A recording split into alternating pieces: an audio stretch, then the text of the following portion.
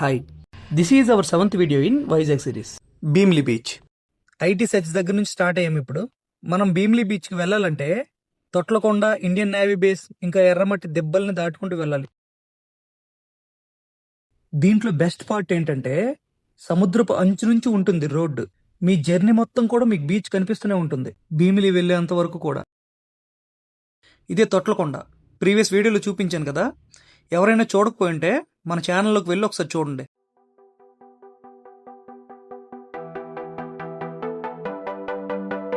Orissa are Hyderabad నుంచి ఎవరైనా వచ్చినట్టుంటే భీమిలీని last డెస్టినేషన్గా పెట్టుకోండి.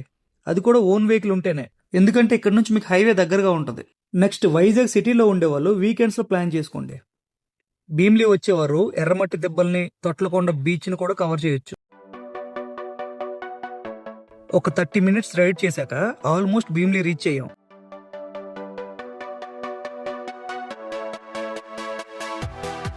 భీమిలి వచ్చేసాం.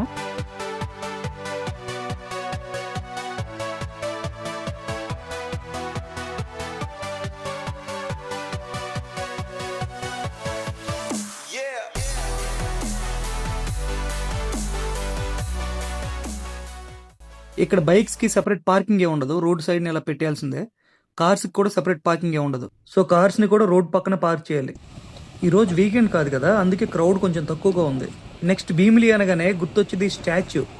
దగ్గరికి వెళ్ళి చూపిస్తాను రండి. ఈ రోజు బీచ్ కొంచెం ఖాళీగా ఉంది. ఈ బీచ్ ఎంట్రన్స్ ఇది. మనం ఇప్పుడు ఈ షార్ట్ నోట్ నుంచి లోపలికి వెళ్ళాలి. చిన్నపిల్లలు అయితే భలే ఎంజాయ్ చేస్తారు దీన్ని.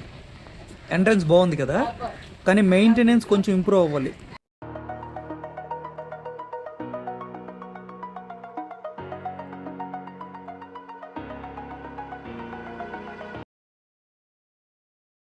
ఈ భీమిలి బీచ్ కూడా one of the family friendly beach అనమాట. సో ఫ్యామిలీస్ ఎక్కువగా ఈ బీచ్ ని ప్రిఫర్ చేస్తారు. అది కూడా వీకెండ్స్ లో ఫ్యామిలీస్ ఎక్కువగా వస్తారు ఇక్కడికి. ఇది మరీ అంత క్రౌడెడ్ బీచ్ కాదు కదా, సో ఫ్యామిలీస్ బాగా ఇష్టపడతారు ఈ ప్లేస్ ని. వైజాగ్ లో ఉన్న అన్ని బీచెస్ లాగే ఇక్కడ కూడా రాళ్ళు ఎక్కువ ఉంటాయి. వీటి మీద తిరిగేటప్పుడు కొంచెం జాగ్రత్త. ఈ ప్లేస్ అంతా కొంచెం స్లిప్పరీగా ఉంటుంది. కొన్ని సందర్భాల్లో ఈ బీచ్ కొంచెం ముందుకు వచ్చి మళ్ళీ వెనక్కి వెళ్తుంది. అలాంటప్పుడు ఈ రాళ్ళన్నీ కూడా తడిచి ఉంటాయి కదా, సో స్లిప్ అయ్యే ఛాన్సెస్ కొంచెం ఎక్కువ ఉంటాయి. ఈ బీచే కాదు, ఏ బీచ్ అయినా సరే ముందుకు వచ్చి వెనక్కి వెళ్ళడం కామన్ కదా. మెయిన్ గా చిన్నపిల్లల్ని ఆ ఎడ్జెస్ వరకు తీసుకువెళ్ళొద్దు. భీమిలిలో మోస్ట్ ఐకానిక్ స్టాచ్యూ ఇదే.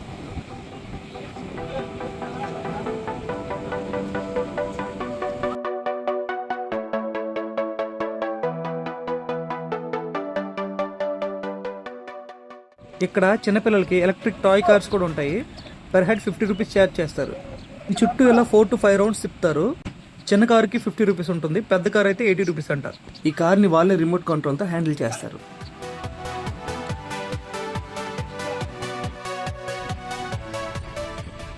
ఇంకొక మోస్ట్ ఇంపార్టెంట్ విషయం ఏంటంటే గోస్తాని రివర్ ఇక్కడే మెర్జ్ అవుతుందంట బీచ్లో. సో అది చాలా బాగుంటుంది ఆ ప్లేస్. నేను కవర్ చేయడం మర్చిపోయాను దాన్ని. మీరు భీమిలి వెళ్తే ఖచ్చితంగా విజిట్ చేయండి దాన్ని. సో ఇంకా ఫుడ్ విషయానికి వస్తే కొంచెం కాస్ట్లీగా కావాలంటే నోటల్ కూడా ఉంటుంది ఇక్కడ భీమిలిలో. ఇంకా స్ట్రీట్ ఫుడ్ విషయానికి వస్తే స్వీట్ కార్న్ తో పాటు చీకులు కూడా దొరుకుతాయి ఇక్కడ. ఇక్కడ లోకల్సే ఈ స్ట్రీట్ ఫుడ్ ని కూడా సేల్ చేస్తారు.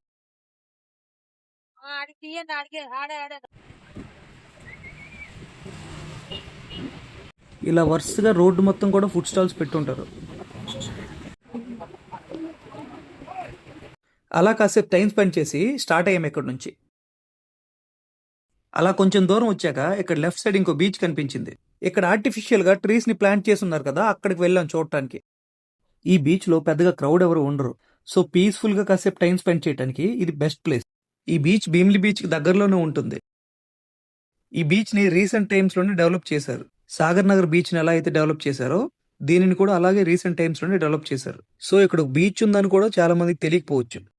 ఈ బీచ్ లో వాటర్ కూడా చాలా క్లీన్ గా ఉంటుంది, ఎందుకంటే సిటీకి చాలా దూరంగా ఉంటుంది కదా, సో వాటర్ చాలా క్లీన్ గా ఉంటుంది.